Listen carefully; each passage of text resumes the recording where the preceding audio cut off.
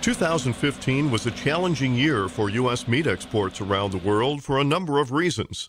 The Russian meat embargo had a major impact, along with a strong U.S. dollar and the continued ramifications of the West Coast dock workers' slowdown. Bruce Schmoll is a Minnesota farmer and chairman of the U.S. Meat Export Federation. He says the United States must be a consistent supplier of meat to the world. One of the highlights that we work on are trade team visits that come to Minnesota.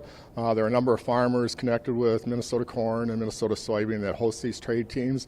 And it might seem a little bit odd that you have corn and soybean producers, but you got to realize that that's our number one product is livestock. They're our number one consumer.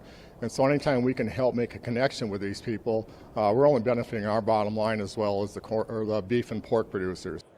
Many people don't realize just how important meat production and meat exports are to the grain industry.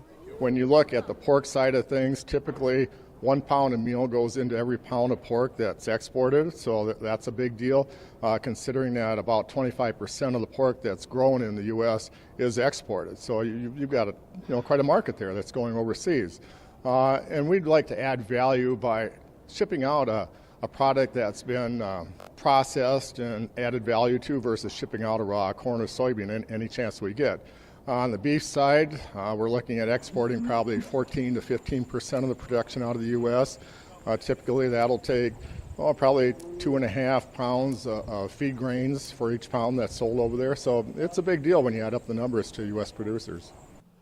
Marketing meat to countries around the world is a big effort. It involves providing information on health benefits, building relationships one-on-one, and even putting on cooking demonstrations. The effort is collaborative, with not only the Meat Export Federation, but commodity groups and other organizations working together to get the job done. This is Lynn Ketelsen reporting.